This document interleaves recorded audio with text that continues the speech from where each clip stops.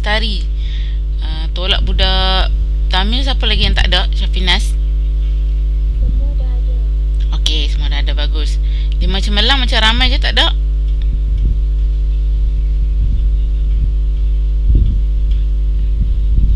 Wakil 5 cemerlang ada tak?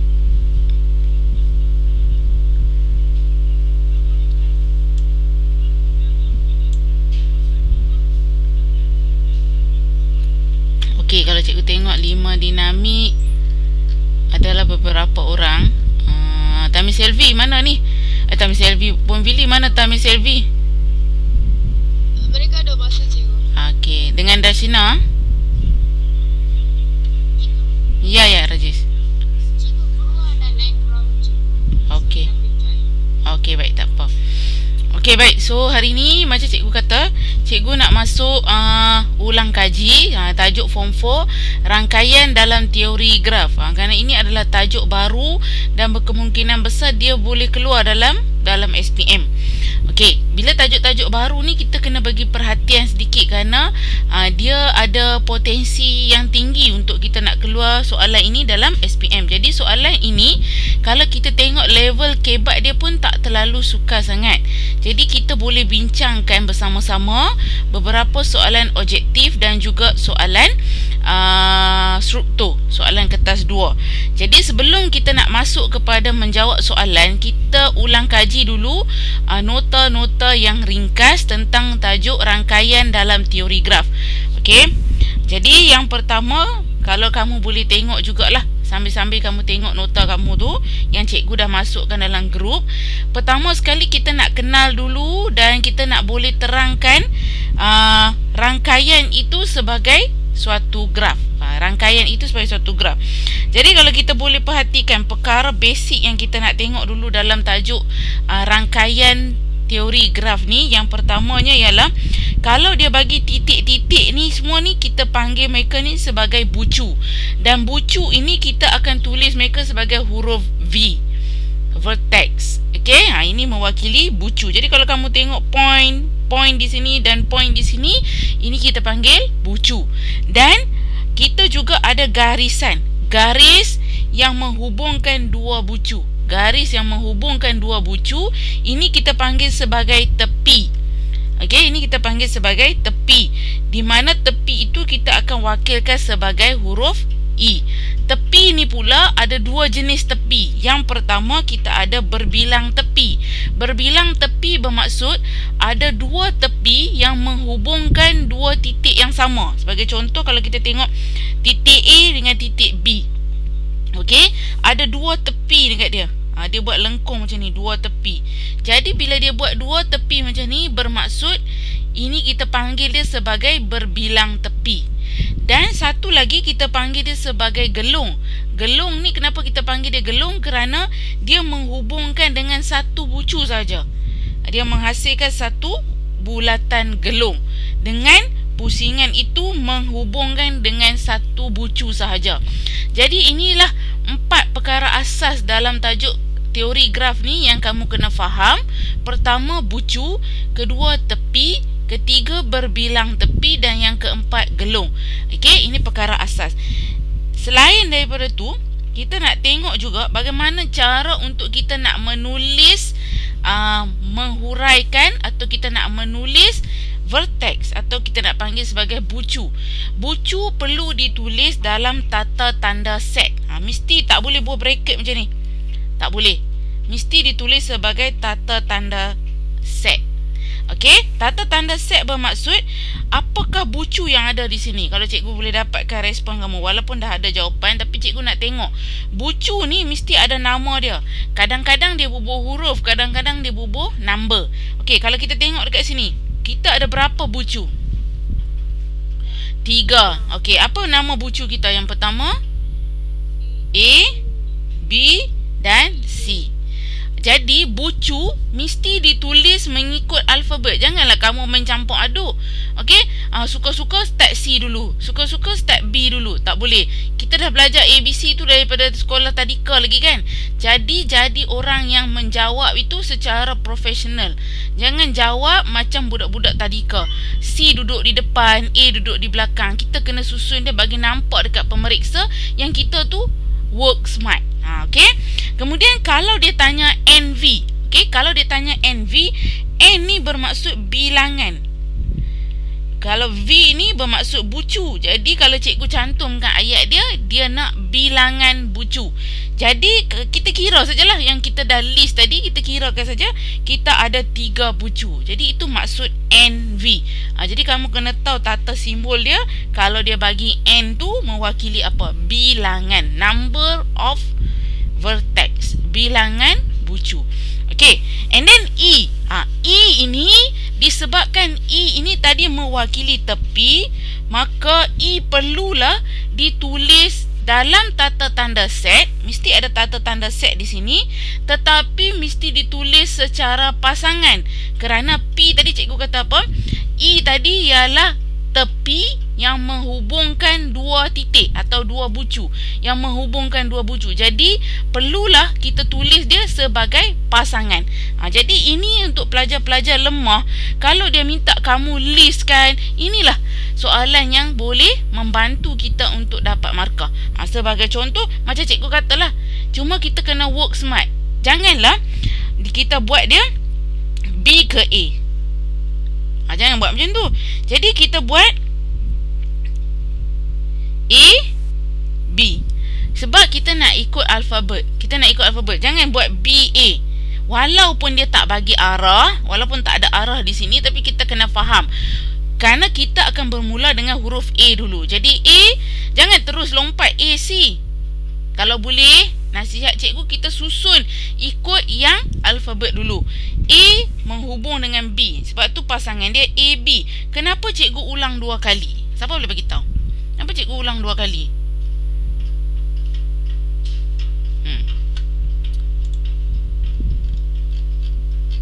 Kenapa cikgu Yes, very good. Kerana apa? Kerana dia berbilang tepi. Kalau kita tengok, dia ada 2 tepi di sini. Jadi sebab itulah kita kena ulang dia 2 kali. Ulang benda yang sama je 2 kali. A, B, A, B. Itu nanti pemeriksa akan tahu, oh, budak ni faham. Bila kita tengok satu-satu benda tu berulang 2 kali, A, B berulang 2 kali, kita dah faham dia tu ialah berbilang tepi. Dengan tengok saja kita tahu dia tu ada berbilang tepi. And then dia tulis pula AC. Okay, AC tak ada berbilang tepi.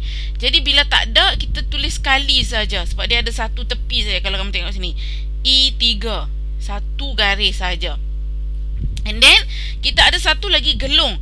Bagaimana cara menulis gelung? Gelung kita tulis sebagai CC. Kenapa tulis CC? Kerana macam cikgu kata tadi lah, gelung itu dia hanya menghubungkan 1 titik, menghasilkan 1 gelung atau 1 bulatan. Okey. Jadi cara penulisan kita ialah CC. Jadi kalau kamu nampak nanti dalam soalan objektif ke atau dalam soalan subjektif ke, dia ada tulis 2 huruf yang sama. 2 huruf yang sama, maka kamu kena faham itu ialah gelung. Okey, so kamu kena faham itu ialah gelung. Jadi ini untuk pelajar-pelajar yang lemah. Ini adalah perkara asas yang kamu kena faham dalam tajuk ni. Jadi dia tak ada terlalu susah sangat seperti yang kita gambarkan. Tajuk ni, tajuk baru, kita tak ada lah kata dia tu terlalu susah. Lagipun kita pun dah tengok dah, baru ni cikgu dah keluarkan dalam peperiksaan untuk kamu soalan berkaitan tentang rangkaian dan teori graf. Jadi kita nak pergi lebih detail lagi supaya kita ingat dah apa yang kita nak kena jawab nanti. Baik, dalam tajuk rangkaian teori graf ni juga kita ada belajar beberapa pecahan. Yang pertamanya kita belajar graf mudah. Okey, jadi ada 3 perkara penting yang kita kena faham tentang graf mudah ni. Pertama, graf itu mestilah graf yang tak terarah. Tak terarah bermaksud tiada anak panah. Jadi kalau orang suruh lukis, soalan suruh lukis graf mudah, make sure syarat pertama tak boleh letak arah. Tak boleh arah tu macam mana? Macam cikgu buat macam ni. Ini cikgu dah letak arah. Tak boleh. Ini bukan graf mudah. Graf mudah syarat pertama tak boleh ada arah. Yang kedua, tidak boleh ada berbilang tepi. Ini syarat kedua. Kalau kita nak tahu itu satu-satu graf mudah, dia tak boleh ada berbilang tepi, dan syarat ketiga, dia tak boleh ada gelung. Bila kamu tengok, so kamu boleh tahu. Pertama, tengok syarat, ada arah tak? Okey, tak ada. Yang kedua, ada berbilang tepi tak? Tak ada. Yang ketiga, ada gelung tak? Tak ada. Dan itu baru kita boleh panggil dia sebagai graf mudah. Sebagai contoh, kalau cikgu bagi contoh kat sini, kamu boleh tengok. Ini kenapa dipanggil graf mudah? Kerana dia memenuhi tiga syarat yang cikgu bagi tahu tadi. Pertama, tak ada arah. Tak ada pun dia letak arah. Betul. Okey, tepat. Yang kedua, tidak ada berbilang tepi. Kalau kita tengok mana ada garisan dia yang menghubungkan dua titik tu, tapi ada dua kali garis, dua kali tepi. Tak ada. Okey. Dan yang ketiga, dia juga tiada gelung. Bila dia tiada, dia memenuhi ketiga-tiga syarat yang cikgu senaraikan tadi, dia bolehlah dikatakan sebagai graf mudah. Okey, kenapa gambar rajah ni bukan graf mudah? Siapa boleh bagi tahu reason? Kalau soalan tanya kamu, beri ke sebab. First, dia ada gelung. Yang kedua, yes, bagus. Okey, kerana dia ada berbilang tepi. Okey. Baik, seterusnya, dalam graf mudah ni, tak kisahlah graf apa pun kita belajar hari ni, kita mesti faham tentang darjah pula. Darjah ni lah yang selalunya pelajar confuse. Okey, darjah. Apa yang dikatakan tentang darjah? Darjah ni ialah bilangan tepi. Bilangan, maksud kita kena kira garis tau. Bilangan tepi bagi setiap bucu. Bagi setiap bucu. Bukan kira dua bucu satu garis, tak. Tengok satu bucu tu saja, ada berapa garis yang menyentuh dia. Itu baru kita panggil darjah. Jadi, tata tanda darjah ditulis sebagai DV. V ni apa tadi? V ni apa tadi? Bucu. Jadi bergantung kepada soalan kita. Bucu kita nama apa? Kalau bucu kita nama A, bubuhlah DA. Kalau bucu kita nama 1, bubuhlah D1. Tapi selalunya dia jarang lah bagi number-number sebab dia takut kamu confuse.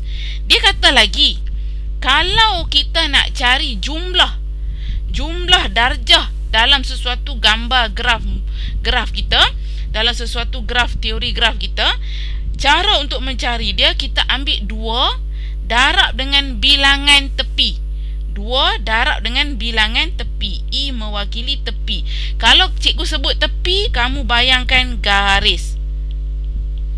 Sebab bila dia guna istilah baru yang menyebabkan kita tak faham. Dia guna tepi. Kita tak tahu tepi itu apa. Jadi bayangkan tepi, kalau cikgu sebut tepi, itu maksudnya garis. Okey. Jadi cikgu ada satu gambar rajah lah dekat sini. Okey. Kalau kita tengok gambar rajah ni graf mudah ke tak? Bukan graf mudah. Bukan. Okey, bagus. Okey, sudah boleh kenal dah graf mudah ke bukan graf mudah. Tetapi sekarang bukan masalah graf mudah tak graf mudah. Dia kata dia bagi gambar rajah ni, dia minta kita senaraikan darjah dia. Okey, sebagai contoh, darjah untuk bucu A. Kenapa dia ada 3? Sebab tadi soalan kata apa? Darjah itu ialah bilangan tepi bagi setiap bucu. Jadi cuba kita tengok pada bucu A. Okey, kata cikgu highlightkan bucu A. Kita tengok bucu A dan kita cuba highlightkan berapakah garisan yang menyentuh bucu A. 1, 2, 3. Itu maksud ayat ni. Bilangan tepi bagi setiap bucu. Jangan tengok bucu lain. Sebab kita just nak fokus kepada bucu A sahaja. Dan berapa banyak garisan atau berapa banyak tepi yang menyentuh bucu A. Yang cikgu highlight itu adalah 3 tepi atau 3 garisan yang menyentuh bucu A. Okey. Jadi sebab itulah dia tulis 3. Next kita tengok DB. Kenapa dia kata 3? Siapa boleh bagi tahu?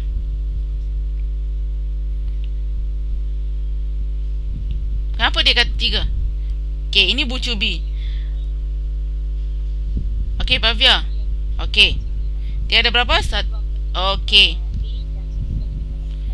Bagus. Okey, jadi yang cikgu letakkan warna hijau tu ialah semua bucu.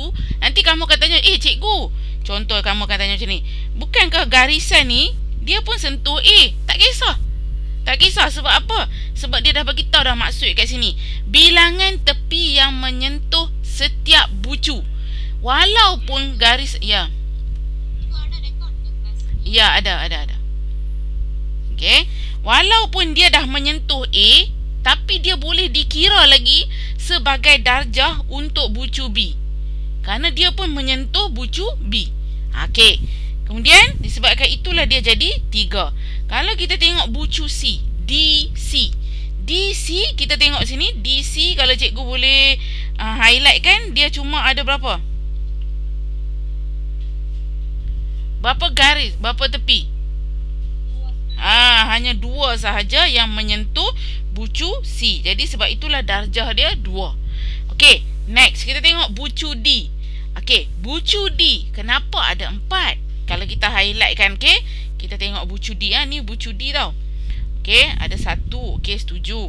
2, 3. Kenapa dia kata 4? Apa dia kata? Dekat D tu dikira keluar dan masuk. Yes. Keluar dan keluar. Okey, bagus. Kerana apa-apa gelung dikira 2 kali. Gelung ni dikira 2 kali. Kenapa?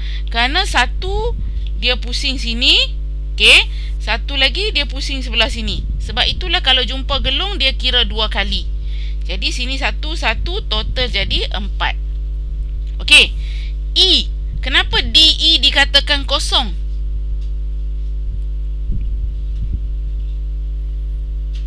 Kenapa DE dikatakan kosong?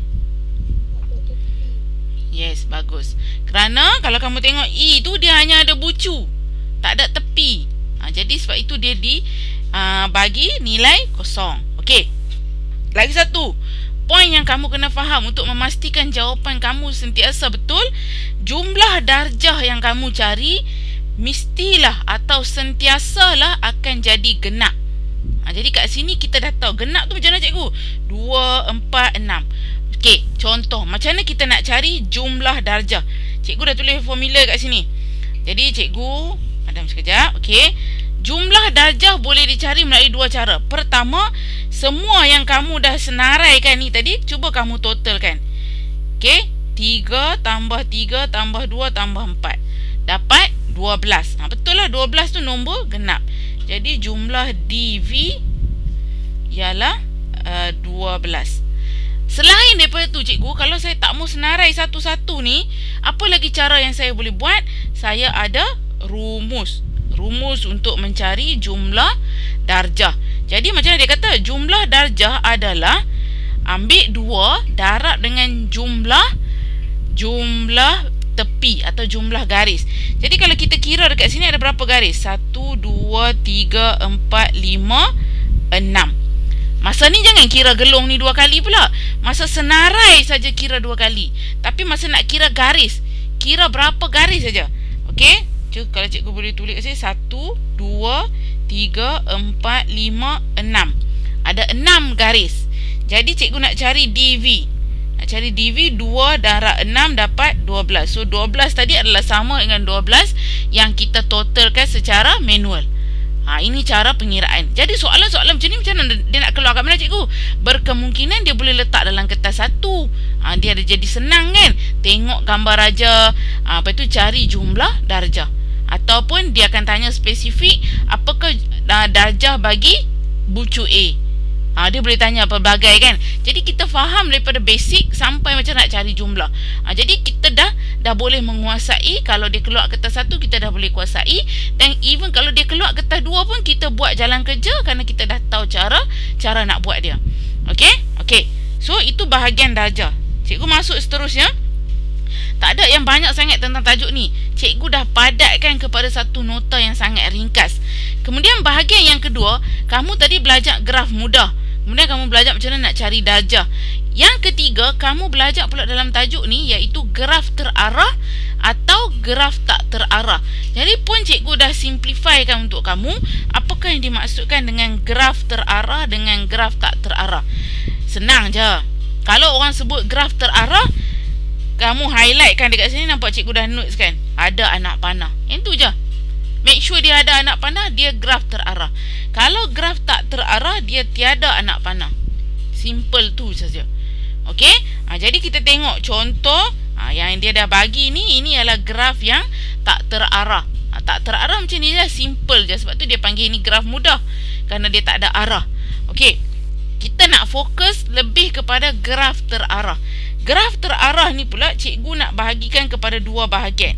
Yang pertama dia kata graf dan terarah tanpa gelung dan tidak berbilang tepi. Dia bagi contoh yang pertama ialah graf terarah. Graf itu ada arah. Ada arah tadi cikgu kata apa? Mesti ada anak panah. Okey, jadi kalau kita tengok gambar yang bawah ni, ini adalah salah satu contoh graf terarah tanpa gelung dan tidak ada berbilang tepi. Ini contoh dia. Dan bagaimana cara kita nak menyenaraikan E bagi graf terarah? Bagaimana kita nak menyenaraikan tepi bagi graf terarah? Simple saja. Kamu mesti ikut arah. Inilah perbezaan dia dengan graf mudah. Graf mudah cikgu kata ikut alfabet kan. Kalau ada A, B, mesti A, B. Jangan B, A. Itu cikgu katakan tadi pesan kan.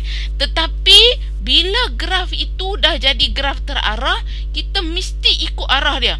Sebagai contoh kita tengok P dengan Q. P dengan Q, kita tengok arah dia macam ni. So bermaksud dari P ke Q. Dari P ke Q. Jadi cara penulisan kita PQ. Tak boleh tulis QP. Kita kena ikut arah dia. And then lagi kita tengok pula Q. Kita tengok Q ke R. Q ke R macam mana? Anak panah dia Q yang ke R. Jadi cara penulisan kita QR. Tak boleh kita tulis RQ.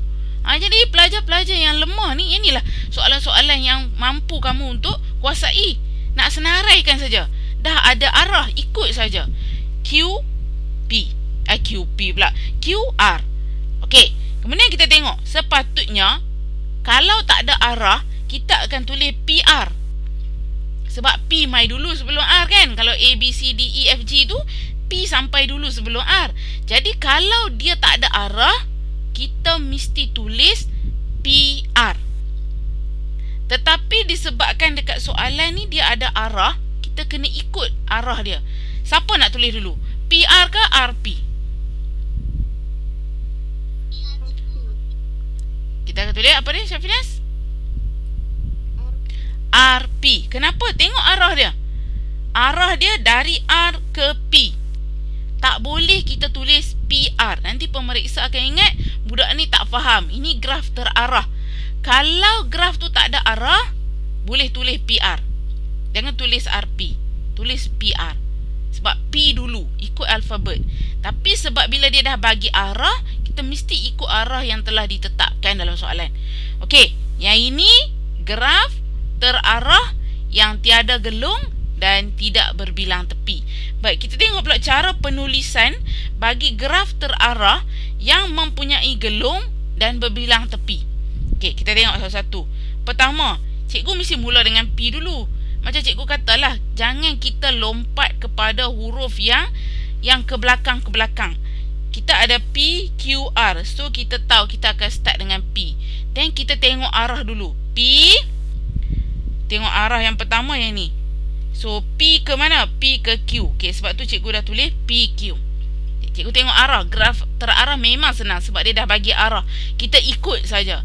And then cikgu tengok lagi. P ni dia ada lagi satu ni. Dia ke R. Nampak? Arah dia. Dia ke R. Okay, cikgu zoom sikit. P ke R. Nampak ni? P ke R. That's why cikgu tulis PR dulu. Cikgu tak lompat Q lagi. Nampak?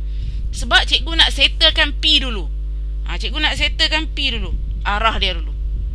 Okay. And then bila cikgu tengok, cikgu tengok lepas tu ada R. Okay. Kalau sama ada kamu nak ambil, kamu boleh ikut susunan yang dia bagi ni pun boleh. E1, E2 dan E3. Kita ikut E3 kat sini. E3 ni kita tengok dari R ke P. Jadi cara cikgu tulis macam mana? Macam mana cara kita nak tulis kalau R ke P? Jadi kita akan tulis R, P. Mesti ada koma. R, P. Mesti bracket. Nak menunjukkan mereka ni adalah satu pasangan. Okey, kemudian kita dah tengok E3 dan kita tengok E4. E4 ialah satu gelung. Jadi kalau gelung, apa kita buat? Kita just tulis saja QQ. Gelung tak ada masalah. Buat benda yang sama je, QQ saja. Kerana kalau dia pusing Q pun tetap ke Q juga. Cik. Jadi ini gelung. Kemudian kita tengok yang terakhir E5. E5 kat sini arah dia macam ni. Arah dia macam ni. Jadi macam mana cikgu nak tulis? RQ ke QR? Yes, QR. Okey, so kalau kamu boleh senaraikan macam ni, ada markah dia yang kamu boleh dapat, boleh bantu kita. Kalau kita tak boleh jawab pun yang level susah sekalipun, kita cuba yang paling asas. Cuba skor paling minimum. 1 markah pun jadilah. Okey? Okey, seterusnya macam cikgu kata tadi, setiap graf itu ada cara penulisan darjah dia. Okey, jadi kita nak tengok bagaimana kita nak menulis darjah bagi graf terarah. Ada 2 maklumat penting yang kamu kena faham dalam darjah bagi graf terarah. Yang pertama, dia ada 2 kategori darjah. Darjah in. In ni maksud dia apa? Apa tu in? Masuk. Okey. In tu ialah masuk. Masuk bermaksud apa tau? Masuk bermaksud ada 2 titik. Contoh cikgu bagi, ini titik A, ini titik B. Okey. Okey, cikgu nak tanya kamu. Dia masuk ke mana? Dia masuk ke A ke dia masuk ke B? Berdasarkan anak panah ni. Masuk ke A. Jadi sebab itu kita akan tulis D in A. Apa maksud dia? Darjah masuk ke bucu A. Ini senang je. Tengok anak panah je. Satu cikgu kata graf terarah ni, tengok anak panah dia. Dia masuk ke keluar? Dan bila dia masuk, kita akan tulis D in A. Darjah masuk ke bucu A. Masuk. Sebab apa? Sebab kita tengok anak panah tu masuk ke A. Okey? Jadi apa dia kata darjah ini? Darjah ini dia kata bilangan tepi dengan arah yang menuju ke bucu itu. Nampak ayat dia sini? Dengan arah yang menuju ke bucu itu. Jadi cara penulisan kita D in V. V mewakili bucu. Contoh dia macam mana? Macam ni cikgu tulis. D in A. Jadi kena faham lah. Masuk ke A. Bahagian kedua yang kamu kena faham, kalau dia ada in, mesti dia ada out. Kalau dia ada in, mesti dia ada out kan? Okey, jadi kita ada juga darjah out, iaitu keluar dari bucu. Bilangan tepi dengan arah yang keluar dari bucu itu. Keluar. Sebagai contoh, kalau kita refer balik contoh yang tadi cikgu buat garisan AB ni, kalau kita tengok, dia masuk ke A. Kalau cikgu nak cakap tentang B, dia keluar ke masuk dari B? Kalau B ni, bucu B ni, kalau kamu tengok garisan ni, dia masuk ke dia keluar dari B. B. Tengok bucu B. Okey, baik cikgu cerita kamu. Kamu tengok ini, Cuba kamu tengok ini betul-betul. Tadi kita kata dia masuk ke A. Sebab tu kita tulis D in A. Tapi kalau cikgu nak cerita tentang B ni pula, garisan ni masuk ke keluar ni? Keluar. Dia keluar. Kita nak cakap tentang bucu B tau. Bukan kita cakap pasal bucu A. Sebab tu bila kita refer bucu A, bucu B, dia tak akan jadi in dah. Dia akan jadi D out B. Apa maksud dia? Darjah keluar dari bucu B. Darjah ataupun garisan yang keluar dari bucu B. Cara penulisan kita D out B. Darjah yang keluar dari bucu B. Jadi kita nak tengok bucu. Sebab tu cikgu kata jangan tengok garisan lagi, tengok bucu. Macam tadi cikgu kata tengok bucu A, baru tengok garisan dia, masuk ke keluar. Kalau dia menuju ke A, masuk, terus tulis D in A. Lepas tu tengok pula bucu B, tengok bucu B. Dan tengok bucu B, tengok garisan dia. Dia keluar ke masuk? Anak panah dia keluar. Jadi terus automatik kita akan tulis D out B. D keluar daripada bucu B. Okey, sekarang kita buat aktiviti sikit. Kita tengok ada gambar rajah kat sini, cikgu nak kena isi kat dalam ni. Jadi cikgu perlukan bantuan kamu. Kita tengok satu-satu. Dia dah bagi arah kan, dia bagi graf terarah. Kita nak key in masuk kat dalam ni. Pertama, kita tengok bucu A. Jangan tengok bucu lain. Tengok bucu A, okey? Ataupun cikgu highlight lah bucu, okey. Bucu A. Apa cikgu nak senaraikan dekat sini ialah cikgu nak senaraikan D in. Maksudnya, cikgu tengok bucu A, cikgu tengok berapa banyak garisan yang ada anak panah semuanya masuk ke A. Kalau kita tengok yang pertama, yang ini masuk ke keluar? Masuk. Jadi kita boleh kira ini sebagai satu lah. Masuk kan? Sebab dia kata nak in. In. Dia nak cari yang masuk ke A. Ada lagi tak yang masuk ke A kalau kita tengok kat sini? Tak ada dah. Yang ni pun keluar. Yang ni keluar. Tak ada. Jadi berapa yang masuk ke A? Satu. Jadi kita tulis satu. Itu cara buat dia. Okey. Next dia kata cari, tengok bucu A lagi. Tengok bucu A lagi. Tetapi cari garisan yang keluar dari A. Keluar dari A yang mana? Yang ini keluar ke masuk? Keluar. Okey, jadi satulah. Ada lagi tak yang keluar dari A? Okey, yang ini. Nampak tak? Dia keluar lagi. Nampak? Tengok anak panah dia. Refer anak panah ni. Dia keluar. Jadi dah ada berapa yang keluar dari A? 2. Jadi kita masuk di sini 2. Jadi total jadi berapa? 3. Macam tu cara buat dia. Okey. Okey, sekarang kita tengok pula bucu B. Okey, sekarang kita tengok padam tadi. Dan kita highlight pula bucu B. Mana sini? Buat benda yang sama. Okey, cikgu nak tanya kamu pula. D in B. Garis yang masuk ke B ada berapa? 2. Bagus. Dah nampak dah. 1, 2. Nampak tak? Masuk. Dua-dua masuk. So, di sini ada 2. Okey. Kemudian D out B. D yang keluar dari B. D yang keluar dari B. Mana? Kat sini. Nampak tak? Dia keluar. Nampak tak dia keluar kat sini? Keluar dari B. Jadi 1. Yang keluar dari B. Macam tu cara buat dia. Okey. Itulah maksudnya D in, D out. Okey, kita tengok lagi. Total jadi berapa ni kelas? Total jadi berapa? 3. Okey, next kita tengok lagi bucu C. Okey, cikgu highlight bucu C. Okey. Bucu C, kita cari yang D in C. D yang masuk ke C.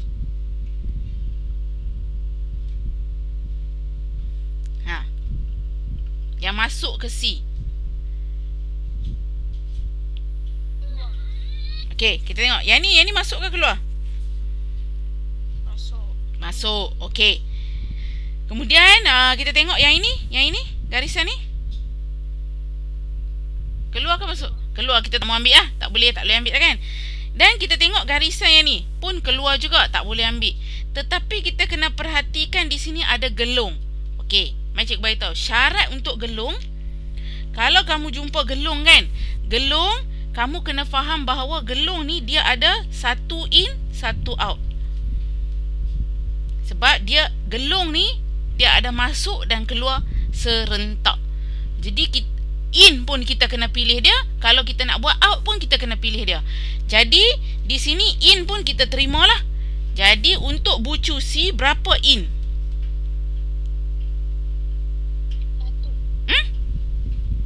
2. Okey, so ada 2 in. Okey, 2 in. Okey, kita tengok out pula untuk bucu C. Bucu C, yang ini pun dikira out juga. Sebab macam cikgu kata, kalau jumpa gelung, mesti 1 in, 1 out. Tadi in dah pilih 1 kan? Out tak pilih lagi kan? Jadi kena pilih out juga. 1. Ada lagi tak yang keluar daripada C? Okey, C ke D yang kedua. Ada lagi tak? C ke B yang ni, ketiga. Nampak? 3 keluar daripada C. So, jadi total kat sini 3. Total jadi berapa?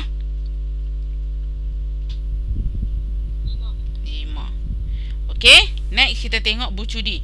Tak faham tuan tanya. Okey, sekarang kita tengok bucu D. Okey, mana bucu D? Cikgu highlight dulu. Okey, bucu D. Masuk ke D ada berapa? Masuk ke D. Tengok bucu D je. Jangan tengok yang lain. Jangan confuse dengan gelung. Cikgu tahu nanti kamu suka confuse dengan gelung. Okey, D. Sini bucu D. Ada berapa? 1. Kerana ni je masuk. Okey, keluar ada tak? Keluar daripada D. Tak ada, kosong. Total berapa? 1. Jadi kita tengok total kat sini. Cuba kamu totalkan dekat cikgu, berapakah jumlah D in bagi ke 4 bucu ni? Berapa? 6. Okey, berapa? 6. Bagus. Out berapa? 6. Kemudian total berapa? 12. Okey. Itu cara kita nak gunakan maklumat D in dan juga D out. Okey. Nanti kalau tak faham boleh tengok berulang-ulang kali video ni. Kerana lepas ni kita tak akan ulang kaji dah tajuk ni. Kita terus nak buat naik sekolah, nanti kita nak buat modul saja. Jadi cikgu harap siapa yang ada printer tu, semua nota yang cikgu dah bekalkan, kamu tolong print dan esok bila naik sekolah boleh bawa untuk tiap-tiap kali kalau kita buat modul lupa, tengok balik, ulang balik. Jangan simpan dalam phone sebab nanti dah tak boleh bawa phone ke sekolah kan. Okey, next. Kita tengok graf berpemberat. Bila orang sebut graf berpemberat ni, tadi dah belajar graf terarah kan. Bila orang sebut graf berpemberat ni lagi senang. Graf berpemberat ialah graf di mana setiap tepinya mempunyai nilai.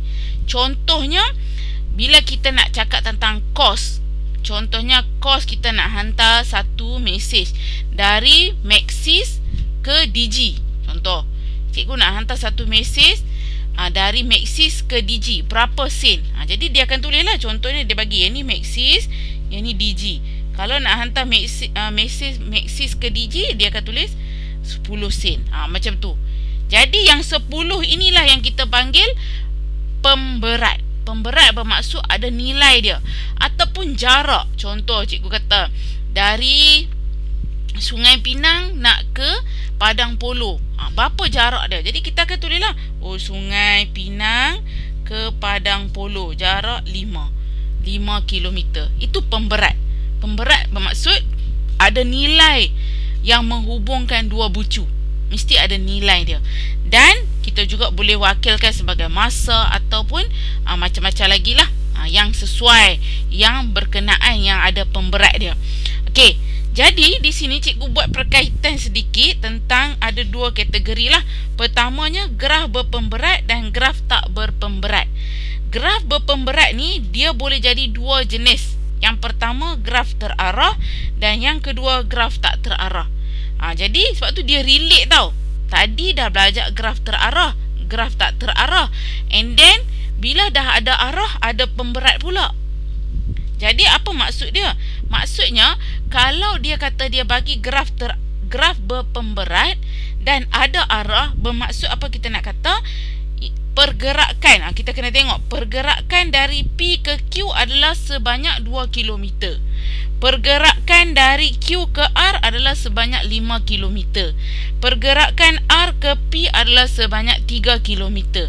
Jadi kita kena ikut arah dia dan berapa jarak yang dilalui. Ini penting Ini kita nak masuk level-level yang dah nak boleh jawab soalan SPM. Okey, kalau graf tak terarah, tak kisah. Tak kisah bermaksud kalau kata kita nak PQ ke P pun 2 km, kita nak P ke Q pun 2 km. Tak ada arah. Jadi bila tak ada arah, kita boleh tulis apa-apa pun tak apa. QP pun boleh, PQ pun boleh. Tak ada salah. Kalau graf tak berpemberat, graf tak berpemberat pun ada dua kategori. Graf terarah dan graf tak terarah.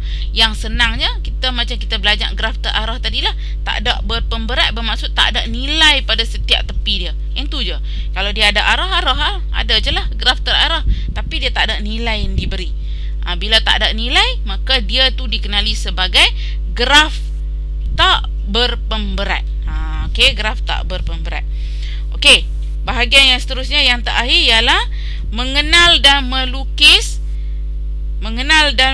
subgraf dan pokok. Okey, kita masuk pada subgraf. Subgraf ni ialah apa? Subgraf, bila orang sebut sub, maksudnya kita pecahkan satu graf yang besar tadi kepada bahagian-bahagian tertentu yang kita nak. Dan selalunya dia sama ada kalau dia keluar soalan objektif, dia bagi kamu pilihan antara berikut mana satu ke subgraf bagi graf di atas.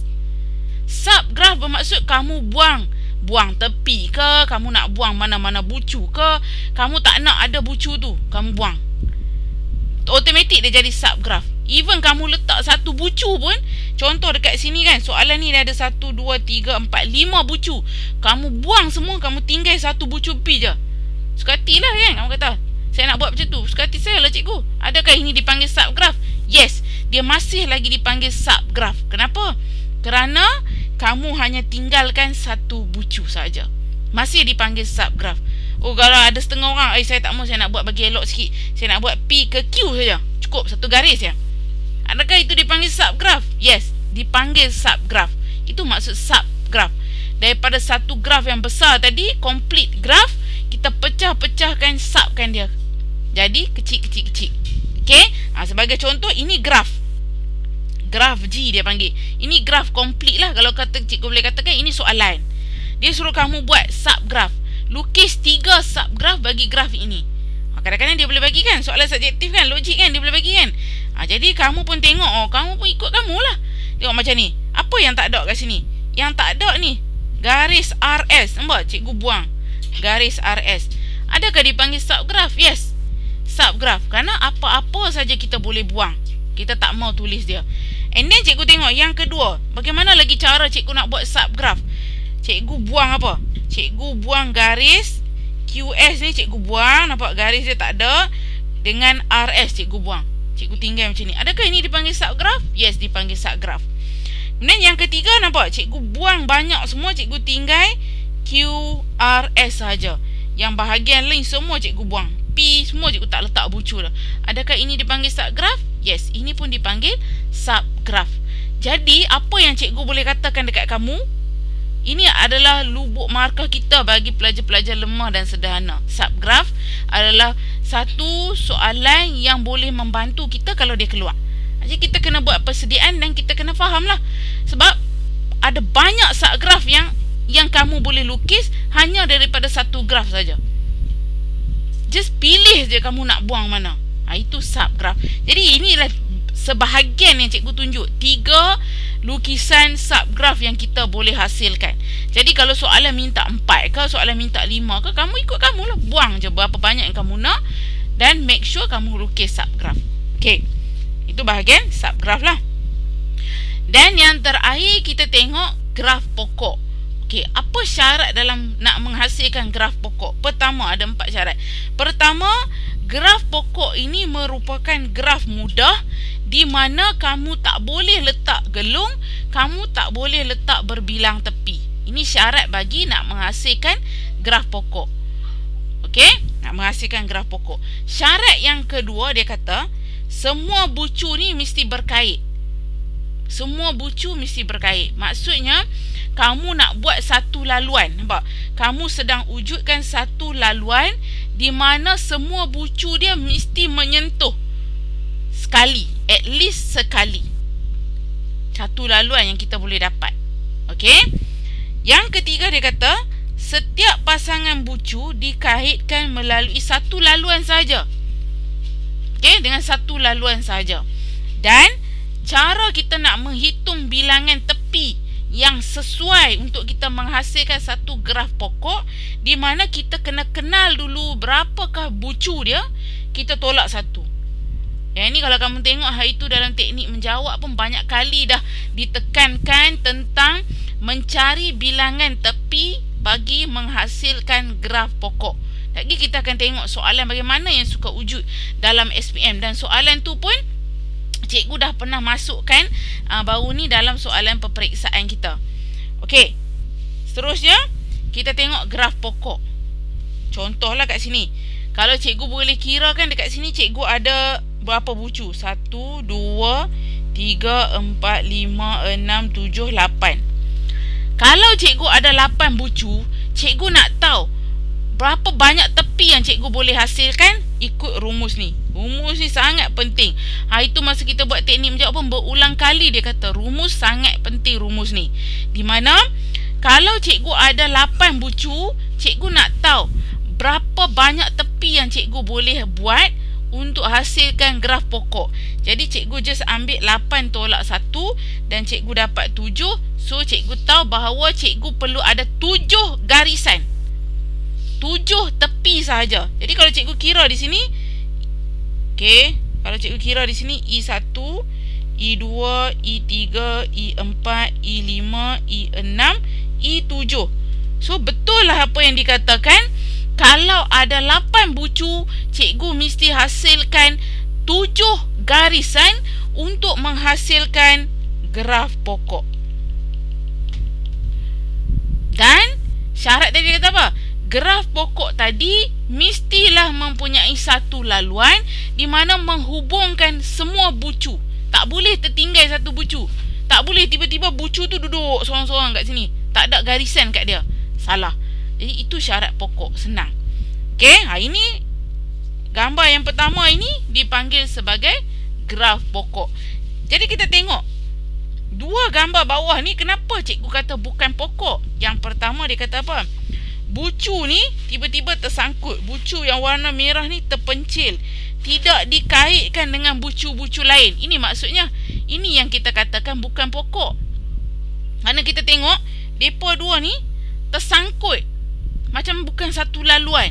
Jadi ini bukan graf pokok. Jadi kamu boleh pastikan esok bila kamu kena lukis graf pokok, kamu tahu adakah yang aku lukis ni graf pokok ke tak. Okey, yang kedua, yang ni pula. Kalau kita tengok yang ini, okey, pertamanya apa kamu buat tahu? Senang je, kamu kira bucu. 1, 2, 3, 4, 5, 6, 7. 7 bucu. 7 kalau tolak 1 mesti dapat 6 garis. Cuba kira garis. 1, 2, 3, 4, 5, 6, 7, 8. Tengok bilangan garis pun dah tahu dah, dia bukan graf pokok. Sebab graf pokok mesti nak cari garis adalah bersamaan dengan bucu tolak 1. So bucu dekat sini ada 7, tolak 1, sepatutnya mesti ada 6 garis saja. Tetapi di sini dah ada 8 garis. Automatik dia bukan graf pokok. Jadi kalau dia bagi kamu soalan objektif, pilihan, so kamu tahulah macam mana kamu nak buat jawapan. Okey? Okey, selesai bahagian nota. Sekarang kita tengok beberapa soalan. Kita try tengok beberapa soalan untuk kita nak bagi memperkukuhkan pemahaman kita. Baik, cikgu nak mula dengan soalan nombor 1. Cikgu nak minta Nia baca soalan. Rangkaian terdiri daripada cikgu saya bagi jawapan. Bagi jawapan tu. Pi, bucu, tepi. Bagus. Okey. Rangkaian terdiri daripada bucu dan tepi. Bukan garis, sebab cikgu, bahasa cikgu nak bagi kamu faham, cikgu cakaplah garis. Tapi dalam tajuk ini dia tak panggil garis, dia panggil tepi. Dan dot tu kita panggil bucu, bukan kita panggil huruf.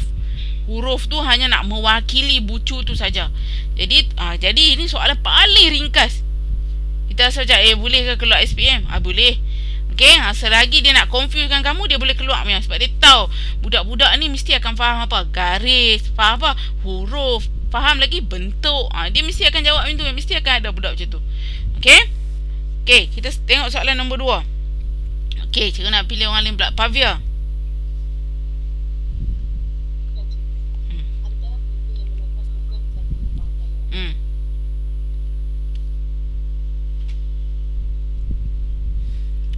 Yang manakah bukan satu rangkaian? Siapa nak bantu? Ini betul tak? Jalan raya yang menyambungkan rumah. Adakah dia mewujud ke satu rangkaian? Ya, okey, betul. B, jaringan makanan. Okey.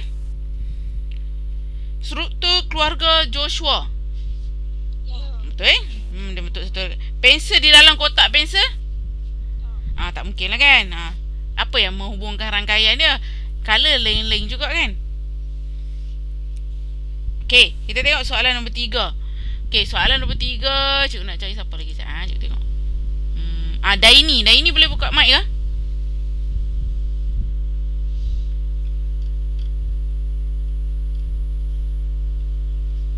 Daini ada ke?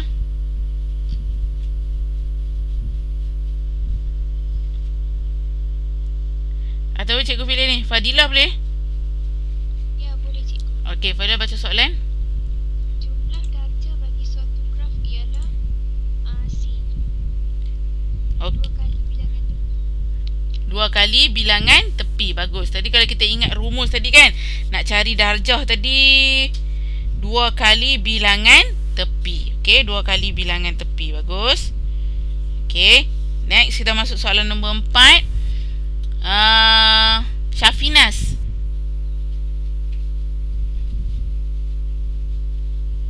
Syafina ada ke? Kan dia dah terkeluar ni. Okey, tak apa. Idina boleh?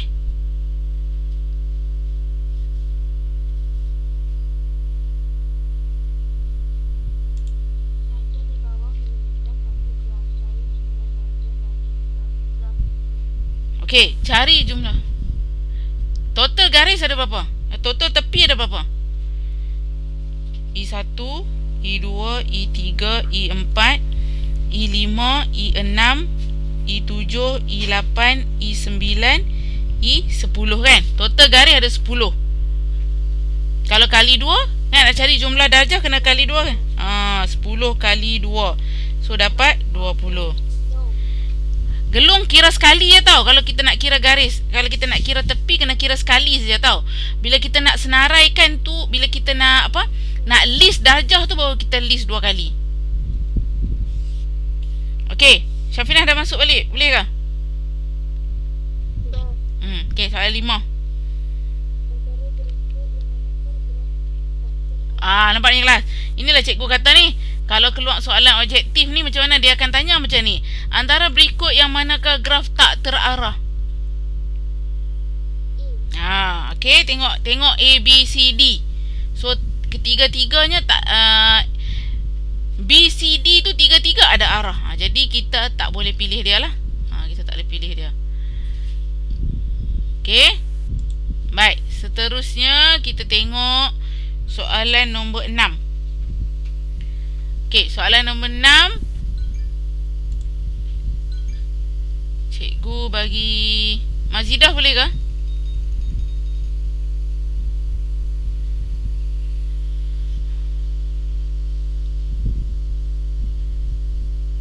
Mazidah boleh? Okey, tak apa, cikgu panggil ni lah. Anissa boleh? Boleh cikgu. Okey. Antara berikut yang manakah graf terarah? Okey. Ada panah. Okey, bagus. Okey, seterusnya kita tengok soalan nombor 7. Antara berikut yang manakah graf tak berpemberat? Okey, bagus. Tak berpemberat, B. Next, nombor 8. Rajeswari. Cikgu tak panggil dia tadi. Antara berikut yang manakah graf berpemberat? Mana? Cikgu. Graf berpemberat, Rajeswari, mesti ada nilai. Cikgu. Okey, so D Okey, kita ada masa sikit lagi.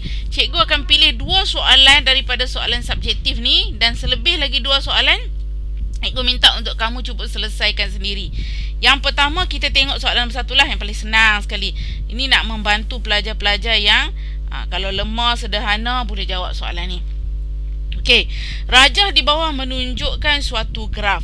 A, hitung nilai NE dan NV.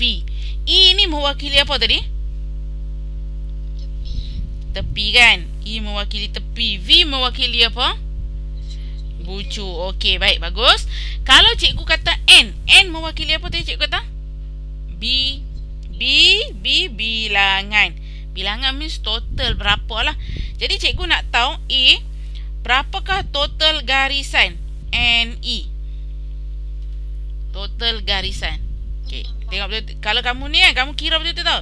E1, E2, E3, E4, E5, E6. So total ada berapa? 6. And then cikgu nak tahu bucu NV. Bucu ada berapa? 1, 2, 3, 4, 5, 6. So pun ada 6. Okey, next saya kata apa? Nyatakan bilangan tepi yang perlu dikeluarkan supaya menjadi pokok. Inilah soalan yang tricky. Tapi kita boleh jawab. Senaknya, ini cikgu nak suruh kamu beri perhatian. Inilah soalan standard dia. Dia bagi sekarang ni, soalan ni bukan graf pokok. Jadi kita nak buang untuk hasilkan graf pokok. Cikgu ajar kamu satu cara yang paling senang sekali. Pertama tadi cikgu kata apa? Bila kita nak tahu berapa banyak tepi yang perlu kita ada untuk dapatkan graf pokok. Jadi kita guna rumus tadi. Dia kata apa? Nak cari tepi, ambil bucu, tolak berapa?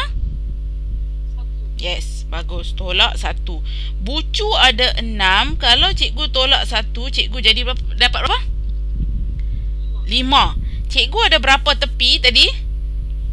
6. Cikgu kena buang berapa untuk jadi 5? Yes, cikgu kena buang 1 tepi untuk dapatkan 5. Untuk dapatkan 5 garis. Kalau kamu tengok di soalan ni, garis mana kamu nak buang? E1 ke, E2 ke, E3 ke, E4 ke, E5 ke, E6? Ingat tadi syarat nak jadi pokok, mesti menghubungkan semua bucu. Okey, kita tengok. Kalau cikgu buang E1, boleh tak? Kalau cikgu buang ni E1 ni, tak boleh. Sebab apa? S ni akan tersangkut. Dia tak ada garis. Tak boleh. Kesian kat dia. Then cikgu kata, cikgu nak buang E4 lah. Boleh cikgu buang E4? Tak boleh juga. Sebab Q ni akan tersesat sorang-sorang dia. Tak boleh. Then E apa yang sesuai kita nak buang? E5. Okey? Boleh kita buang E5? Boleh? Okey? Selain daripada tu, kalau ada orang lain mesti dapat E lain. Cuba bagi contoh lain. Pavia tadi dia bagi tahu dia nak buang E5. Okey? Cukup. Chun lagi orang lain ada tak? Dia rasa-rasa macam dia nak buang E ni lah kot. Siapa lagi yang boleh bayangkan apa E lagi dia nak buang? Garis mana yang sesuai untuk dia buang? E6. Bagus. Dia boleh buang E6 kan? Bila dia buang E6, sambung tak semua bucu? Sambung. Tak ada masalah. Ada lagi tak E yang kita boleh buang? Ada lagi tak? Yes. Okay. E2 boleh buang. Lagi apa? E3 boleh buang?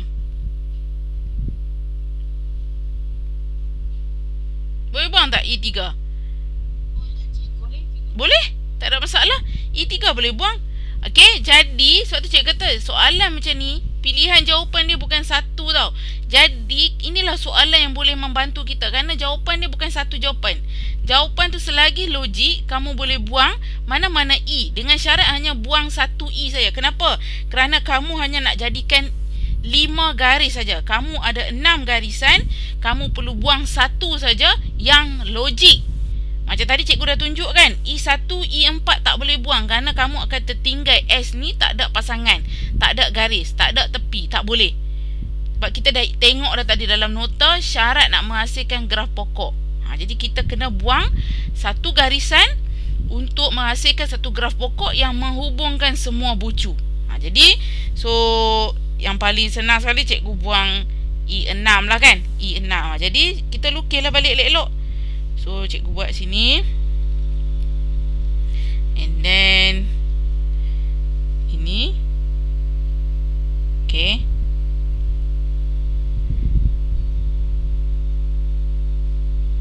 Sambung belakang ni.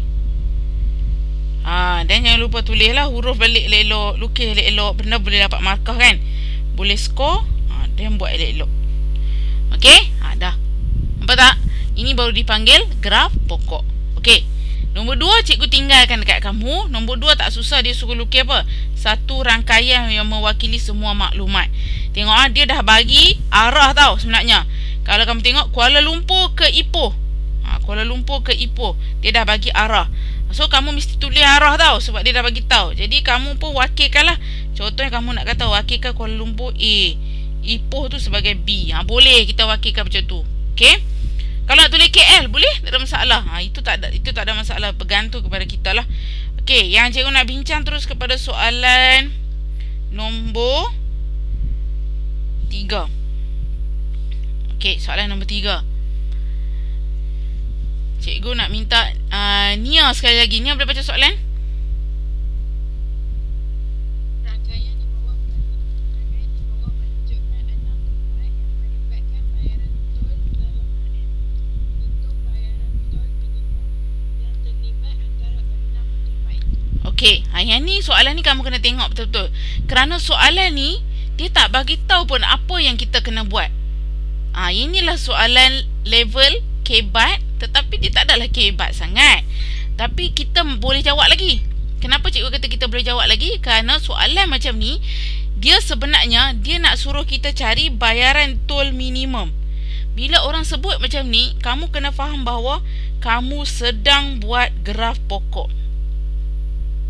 Tapi dia tak beritahu. Dia berbeza dengan soalan 1. Soalan 1 direct question, dia kata apa? Bina pokok, bina graf pokok berdasarkan maklumat tadi.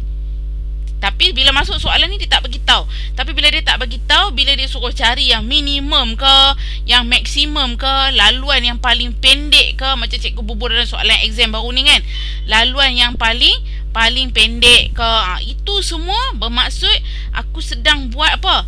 Nak melukis graf pokok.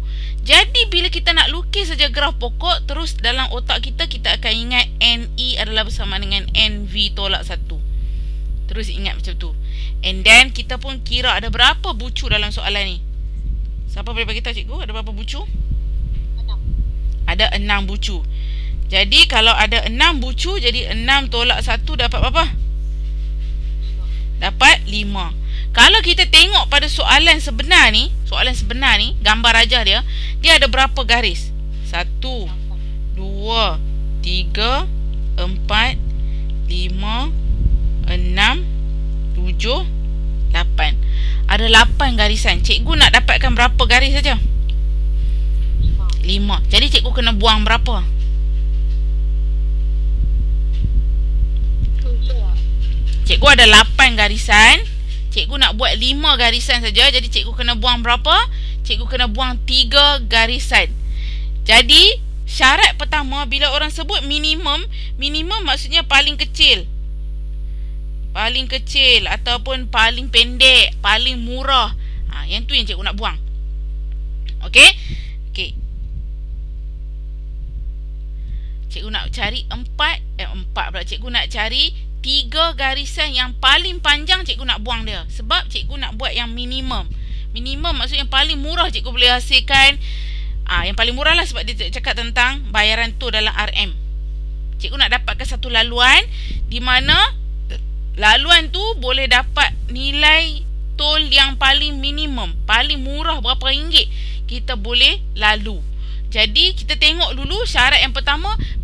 Cuba buang yang besar dulu. Cuba buang bayaran tol yang paling banyak dulu. Antaranya RM12 kita nak buang. Antaranya kita nak buang dulu. Kita buang dulu. Sekali baru kita tengok balik. Kadang-kadang walaupun dia nilai yang besar, tetapi sometimes soalan tu tak mau buang dia. Kalau kita buang dia, kita tak dapat laluan. Lagi. Okey, kita ambil dulu lah RM8 cikgu nak buang. Dan cikgu nak buang 9. Okey, cikgu try Cikgu try buat dulu. Okey, tengok. Kamu main try and error dulu lah. Kita bubuh bucu. Jangan ubah kedudukan bucu. Lebih senang macam tu. Jangan ubah kedudukan bucu. Buat sama macam dia. Okey, tadi sini bubuh dulu A, B, C, D. Dan mana cikgu punya E? Oh, yang ni E lah. E, F. Okey. So tadi yang ni cikgu nak ambil. Cikgu tak mau yang ni. 8 cikgu tak mau ambil kan. Cikgu ambil ni 1. And then cikgu ambil 7. Okay. Lepas tu cikgu ambil ni. Cikgu dah buang 3 kan. Kalau cikgu kira dekat sini, cikgu ada 1, 2, 3, 4. Satu lagi tak cukup. Mana yang cikgu tak buang lagi? Oh, ini. Okay. Kalau kamu tengok kat sini, cikgu memang dapat 5 garisan. Tapi adakah ini yang paling sesuai sekali? Adakah ini dipanggil graf pokok? Cikgu tanya kamu. Tak kan? Kenapa? Sebab E ni tak ada garis. Tak boleh. Jadi cikgu tak bolehlah buang tu kan. Cikgu tak boleh buang dia. Jadi cikgu masukkan dulu sekejap. Masukkan dulu. Nasihat cikgu kan, apa tak kamu buat? Kamu lukis balik sebiji soalan. Ambil balik gambar raja tadi, lukis balik sebiji. Kemudian kamu buat macam tau, padam dulu, tengok, okay, dapat tak? Oh, tak dapat, cantum balik dan tengok mana yang paling sesuai kita nak buang. Okay. Tadi cikgu masuk balik lah ini. Okay. Dan cikgu masuk balik ini. Okay. So cikgu rasa cikgu kena buang yang ini. And then yang ini 12. Dan cikgu buang yang ini. Okey. Boleh tak dapat pokok ini?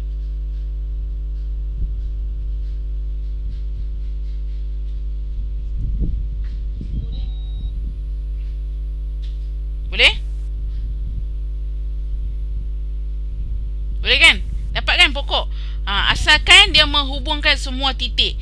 And then cikgu tengoklah yang ni berapa? 2. Okey, cikgu pun tulis balik nilai dia, pemberat dia. 2. Sini 8.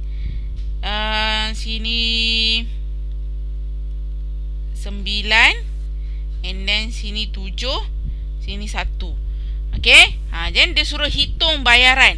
Hitung bayaran means kita totalkan lah. 2 tambah 1 tambah 7 tambah 8 tambah 9. Dapat berapa ni? Kalau kira ni dapat berapa?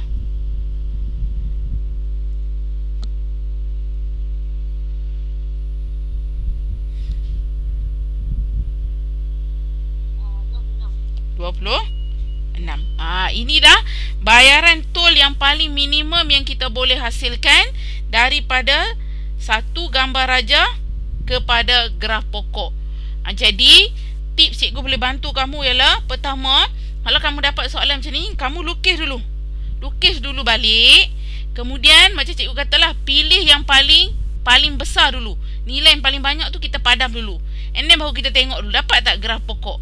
And then kalau tak dapat, kita tambah balik dan kita tengok mana yang kita boleh buang lagi untuk menghasilkan. Dan cuba cikgu kira balik. Betul tak cikgu ada 5 garis? 1, 2, 3, 4, 5. Betul lah seperti yang kita kira. Kita kena ada 5 tepi sahaja. Okey, boleh dapat ni untuk tajuk ni. Boleh ke? Ada apa-apa lagi tak? Okey, sebelum kita nak tamat ni, ada apa-apa tak yang kamu nak tanya dulu tentang bahagian ni, tajuk ni? Cikgu tinggalkan dekat kamu soalan nombor 2 dan nombor 4. Soalan nombor 2 pun sama tau kelas. Dia tak bagi tahu kamu kena buat graf pokok, tapi kamu kena faham dia kata apa? Berapakah kos minimum untuk menghantar 2 MB email kepada semua komputer? Jadi sama juga. Kamu tengok ada 1, 2, 3, 4, 5. 5 bucu tolak 1 means kamu ada 4 garis. Jadi di sini ada 1 garis, 2 garis, 3 garis, 4 garis, 5 garis, 6 garis, 7 garis. Kamu nak bagi jadi 4. Jadi kamu kena buang berapa garis? Kena buang berapa garis nak bagi jadi 4? Yes, 3 garis. So, apa kamu buat? Ambil ni, lukis balik sebiji. Cari yang paling banyak nilai dia, paling besar nilai dia, buang dulu. And then check, dapat tak graf pokok? Kalau tak dapat, masukkan balik garisan tadi, cari garisan lain. Make sure semua garis tu menghubungkan bucu tanpa ada kitaran. Kitaran bermaksud macam ni lah. Dapat satu shape, tak mau. Graf pokok tak boleh dapat satu shape. Okay? Okay. So, ada apa-apa lagi tak sebelum kita tamat kelas? Cikgu tinggalkan dekat kamu soalan nombor 2 dan nombor 4 . Ya. Oh, 27. Okey, baik. Tak apa. Okey, 27. Okey. Baik, so kalau tak ada apa-apa, cikgu harap kamu boleh dah mula ulang kaji kerana cikgu dapat makluman bahawa kita mungkin akan percubaan pada hujung bulan 11. Hujung bulan 11 lebih kurang dalam 29 bulan kan, kita dah boleh mula ada kan percubaan. Memang kami sedang nak kena hasilkan soalan percubaan. So jadi cikgu harap kamu bersedialah kerana soalan percubaan tak memilih chapter lagi tau. Soalan percubaan kena standard SPM di mana melibatkan semua topik mengikut standard SPM. Jadi dah boleh mula ulang kaji. Okey, kerana kita dah tak cukup masa. And then perancangan cikgu, kalau kita boleh habiskan semua ni sebelum kamu masuk ke sekolah, ataupun perancangan kami lah, panitia matematik, bila kita dah masuk sekolah nanti, kita akan mula buat modul tropikal dulu. Di mana modul tropikal tu tak ada nota dah. Semua yang cikgu ulang kaji, nota yang cikgu bagi, kamu ambil, kamu simpan, atau kamu buat ulang kaji sendiri, atau kamu nak print simpan dalam satu file dan bawa ke sekolah, boleh untuk kita sama-sama buat ulang kaji. Kerana bila masuk di sekolah nanti, kita akan mulakan dengan modul tropikal, di mana cikgu telah memilih topik-topik yang berkemungkinan boleh ada dalam kertas 2. Untuk cikgu, setiap topik tu cikgu sediakan 5 soalan. Setiap topik tu cikgu sediakan 5 soalan. Jadi tak ada nota dah. Kita akan direct kepada membuat soalan saja. Dan lepas kita dah mahir semua topik tu, kita dah ulang kaji, kita dah buat latihan, barulah kita akan pergi kepada modul set soalan pula. Jadi perancangan cikgu, modul set soalan tu mungkin kita akan mula pada bulan 12 atau bulan 1 tahun depan. Cukuplah 2 bulan untuk kita drill set soalan objektif dan juga soalan kertas 2. Tapi apa pun memang kena mahir dulu topik-topik yang berkemungkinan. Topik-topik yang cikgu pilih tu beberapa topik di menengah rendah dan keseluruhan topik di menengah atas, iaitu form 4 dan form 5. Soalan saja. Kita akan drill yang tu dulu, bagi faham dulu. Baru kita masuk set soalan. Okey, baru kita belajar menjawab menggunakan set soalan. Sebab SPM kali ni dah tak sama macam format lama. Format lama kita terus boleh drill set soalan. Tapi kali ni tak boleh. Selagi kamu tak faham sesuatu topik tu, kalau cikgu campak pun set soalan, kamu takkan boleh jawab. Sama macam kita buat peperiksaan lah. Kalau kita tak ada persediaan, memang kita tak akan boleh jawab. Kalau kita tak tahu, contohnya kan, kita buka soalan, kita tengok ini tingkatan berapa, tak pernah buat pun, kita tahu, belajar ke dulu? Dia akan jadi macam tu. Belajar ke dulu? Ada ke belajar ke kat tingkatan 2? Tak tahu pun. Jadi kalau SPM kali ni bukan macam SPM lama. SPM lama cikgu cakap betul-betul, memang sekarang ni kita dah boleh drill set soalan. SPM yang terkini, format baru, sebab kita pun tak tahu topik apa. Jadi kita kena buat persediaan lebih kepada ulang kaji topik. Kamu pun jangan bergantung dekat cikgu 100%. Kamu mesti ulang kaji topik. Tengok. Kalau kamu nak, cikgu boleh senaraikan dekat kamu topik-topik untuk kita beri perhatian dulu dalam kertas 2. Kamu tengok topik tu dulu, ulang kaji dulu, ulang kaji sendiri. Kalau kamu tunggu cikgu, memang kita takkan sempat. Yang tu je nasihat cikgu. Mesti pi balik, ambil balik buku-buku menengah rendah tu, yang buku kompal form 1, form 2, form 3 tu, tengok balik antara tajuk-tajuk yang kita kena tengok, pelan dan dongakkan, graf fungsi di tingkatan 2, and then lagi antara topik besar yang cikgu boleh bagi tahu kat kamu, isi padu. Itu cikgu dah ulang kaji dengan 15 hari. Isi padu bentuk pepejal geometri tu, and then bulatan, yang tu semua kena tengok. Itu antara 4 topik yang besar yang kamu kena beri perhatian. Okey, yang selebihnya memang maksimumnya kita akan fokus form 4, form 5. Okey, so kalau tak ada apa-apa, yang tu je lah pesanan cikgu. Dan kita jumpa minggu depan dalam kelas kita lah. Bukan kelas tambahan. Okey kelas? Cikgu. Okey.